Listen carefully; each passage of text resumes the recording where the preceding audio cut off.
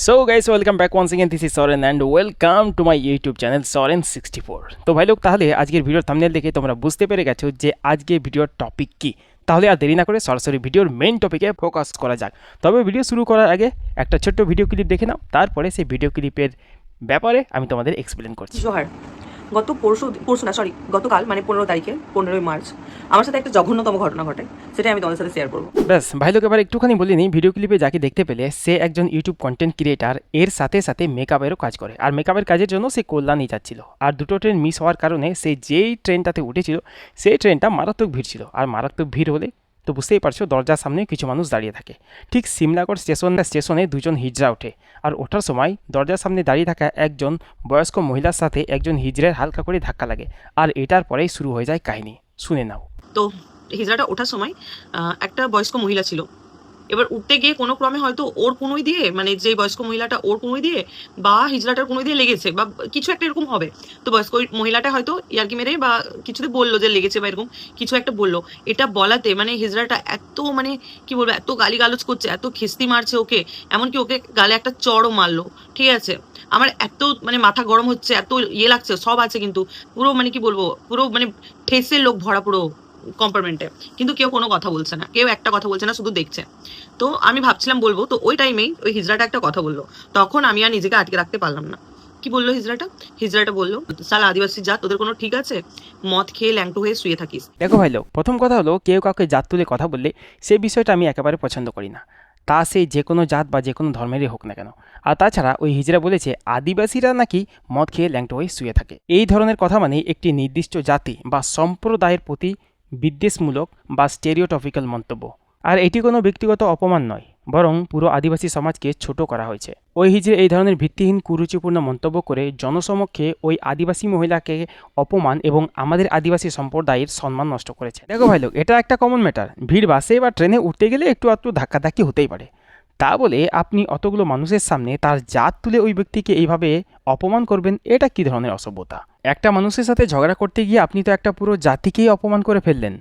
আর তাছাড়া আমি দেখেছি কিছু মানুষকে আদিবাসীদেরকে জাত তুলে কথা বলা, আদিবাসীদেরকে কারণে অকারণে অপমান করা, আদিবাসীদেরকে নিচু নজরে দেখা, এই জিনিসগুলো যেন তাদের রক্তে মিশে গেছে। আমি শুধু ভাবি যে আমাদের দেশ স্বাধীন হয়েছে আজ এত বছর হয়ে গেল, আর সবাই এখন জাত পাত ধর্ম ভেদাভেদ ভুলে হাতে হাত রেখে দেশকে এগিয়ে নিয়ে যাওয়ার চেষ্টায় রয়েছে।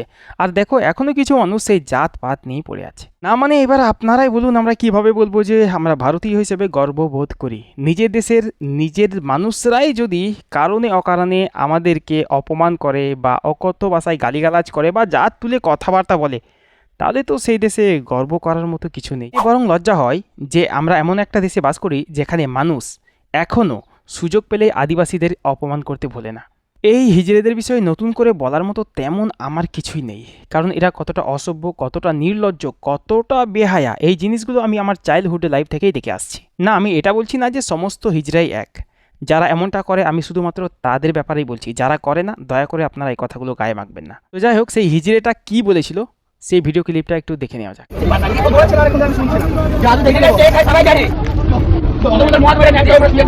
তো যাই হোক, আশা করছি তোমরা ভিডিও ক্লিপ থেকে পরিষ্কার শুনতে পেলে যে সেই হিজড়ো কি বলেছিল। তবে একটা সত্যি কথা কি জানো ভাই লোক, এই জাত পাত তুলে কথা বলা, জাতিকে ছোট করা বা অপমানসূচক মন্তব্য করা, এই ধরনের জিনিসগুলো কিন্তু আমাদের আদিবাসীর সাথেই বেশি ঘটে। আমাদের দেশে এখনও কিছু মানুষ রয়েছে যারা আদিবাসীদের মানুষ বলে মনে করে না। না না না, বাড়িয়ে কিছু বলছি না, যেটা বাস্তবে ঘটে সেটাই বললাম। একটা সময় ছিল ভাই লোক যখন মানুষ এই হিজড়েদের খুব সম্মান, খুব রেসপেক্ট করতো এবং হিজড়েদের দেখলে আফসোস করে বলতো, আরে ভাই এদেরই কি দোষ, উপরওয়ালা যা জন্ম দিয়েছে তাই হয়েছে। শুধু তাই নয়, মানুষ এদেরকে এতটাই বিশ্বাস করতো যে মনে করতো এদের আশীর্বাদ খুব কাজে লাগে, তাই মানুষ এদের আশীর্বাদ নেওয়ার জন্য এদের কাছে গিয়ে মাথা নত করে আশীর্বাদ নিত এবং বিনিময়ে কিছু টাকা পয়সাও দিত। শুধু তাই নয়, কিছু মানুষ এটাও মনে করতো যে বাচ্চা জন্মানোর পর হিজড়েকে দিয়ে নাচালে সেই বাচ্চার ভবিষ্যৎ মঙ্গল হবে বা ভালো হবে, আর সেই কারণেই সেই বাচ্চাকে হিজড়ের কোলে দিয়ে তাকে নাচানো হতো, আর মানুষেরা পারিশ্রমিক হিসেবে সেই হিজড়েদের কিছু টাকা পয়সা দিত। কিন্তু এখন দিন বদলে গেছে, অনেক বছর পেরিয়ে গেছে। এখন এই হিজড়েদের দেখলে আগের মতো মানুষ তেমন আর ভক্তি, রেসপেক্ট বা শ্রদ্ধা যাই বলেন সেগুলো আর কিছুই আসে না, আশীর্বাদ নেওয়া তো দূরের কথা। আর নতুন বাচ্চা জন্মানোর পর তাদের মা বাবারাও আর চায় না যে এই বাচ্চাকে তার হিজড়ের কোলে দিয়ে ছেলেটাকে নাচায়। তারা মঙ্গল নয়, এখন মনে করে অমঙ্গলই হবে। তাই হিজড়েকে দেখলেও অনেক সময় নতুন বাচ্চার মা বাবারা তাদের বাচ্চাকে লুকিয়ে রাখে, কারণ হিজড়ে সেই বাচ্চাকে নাচানোর পর পারিশ্রমিক হিসাবে যা দেওয়া হবে সেটাতে সে সন্তুষ্ট হয় না। সে টাকার আবদার না করে টাকার দাবি করে আমাকে 5,000 টাকা দিতে হবে বা 10,000 টাকা দিতে হবে, মানে পরিস্থিতি অনুযায়ী তারা দাবি করে। মানে এগুলো রীতিমতো এক ধরনের গুন্ডামি বা দাদাগিরিও বলা যেতে পারে।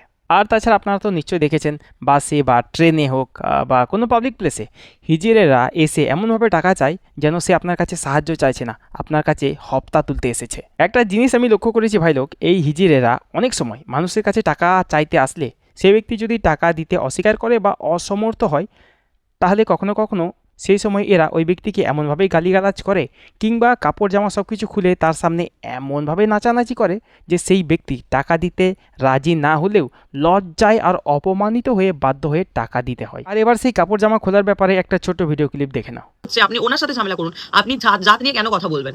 হ্যাঁ, তো এটা বলাতে ওনার সাথে যিনি আরেকজন ছিলেন, আরেকটা হিজড়া ছিলেন, ও ছুটে এসে আমার সামনে কাপড় খুলে দিচ্ছে, কাপড় খুলছে, ব্লাউজ খুলতে লাগছে। এবার ওই টাইমটা আমিও একটু মানে হকচকিয়ে গেছি। দেখো ভাই লোক, এই কাপড় জামা খোলার ব্যাপারটা যেটা এই মাত্র বললাম, কথাটা মিলল তো?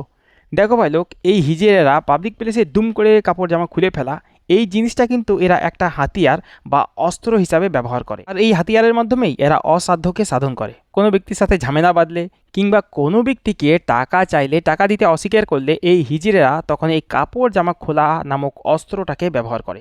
আর এই অস্ত্রের মাধ্যমেই যে কোনো সিচুয়েশনে যুগের পর যুগ যে কোনো কাজকে সহজভাবে হাসিল করে নিচ্ছে। শ্রীরামকৃষ্ণ পরমহংসদেব বলেছিলেন যে লজ্জা, ঘৃণা, ভয় 3 থাকতে নয়। আর এই কথার মানে বোধ হয় হিজড়েরা একটু উল্টোভাবে নিয়ে নিয়েছিল, তাই তো এদের লজ্জা, ঘৃণা, ভয় কিছুই নেই। যে কোনো পরিস্থিতিতে বা যে কোনো জায়গায় এরা নোংরামো আর অসভ্যতা করতে একটু ভয় পায় না।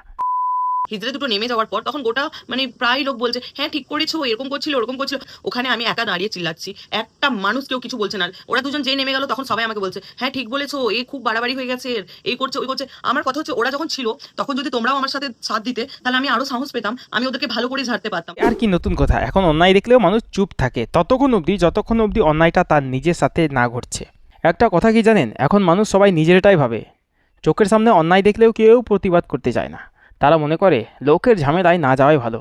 কিন্তু তারা কখনো এটা ভাবে না যে এই ঝামেলা বা এই অন্যায়টা কিন্তু আমার উপরেও আসতে পারে। যেসব মানুষ অন্যায় দেখেও চুপচাপ থাকে, কোনো প্রতিবাদ করতে চায় না, তাদের উদ্দেশ্যে আমি এটুকুই বলবো যে চোখের সামনে যখন কোনো অন্যায় ঘটছে, যেমন বসে বসে দেখেন না, এই অন্যায়টা বা তার থেকেও বড় কিছু অন্যায় কাল আপনার সাথে ঘটতে পারে, তখনও কিন্তু লোক চুপচাপ বসে বসেই দেখবে, যেমনটা আপনি আজ দেখছেন। শ্রীরামকৃষ্ণ পরমহংসদেব বলেছিলেন যে অন্যায় যে করে আর অন্যায় যে সহে তব ঘৃণা যেন তারে তৃণ সমোদহে, যার আক্ষরিক অর্থ হচ্ছে যে অন্যায় যে করে আর অন্যায় দেখেও যে চুপ থাকে তারা দুজনেই সমান অপরাধী।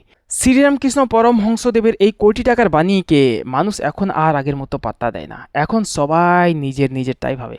তবে ভিডিও শেষে এটুকুই বলবো যে আজকের ভিডিওটা কোনো জাতি, কোনো ব্যক্তি বা কোনো বর্ণকে অপমান করার উদ্দেশ্য নয়। আজকের আমার এই ভিডিওর মাধ্যমে যদি অজান্তে কাউকে কষ্ট দিয়ে থাকি, then I am extremely sorry about that. But remember, ওই হিজড়ে দুটো যেই ব্যক্তিকে আর যেই জাতিকে নিয়ে এত খারাপ মন্তব্য করেছে, তাদের কতটা খারাপ লেগেছে সেটা একবার ভাবুন। পার্সোনালি আমার তো নিজে অবশ্যই খারাপ লেগেছে, কারণ আমি নিজে একজন আদিবাসী। আর যাই হোক, আমার যা কিছু বলার ছিল আমি আমার ভিডিওর মাধ্যমে বলে দিয়েছি। তোমাদের যদি কিছু বলার থাকে অবশ্যই আমি শুনতে রাজি আছি। কমেন্ট বক্স খোলা রয়েছে, তোমাদের ওপিনিয়ন যা কিছু বলার আছে কমেন্টে জানাও। আর নতুন হলে সাবস্ক্রাইব করতে ভুলো না। আজকের মতো বিদায় নিচ্ছি, আবার আসবো একটা নতুন ভিডিও নিয়ে।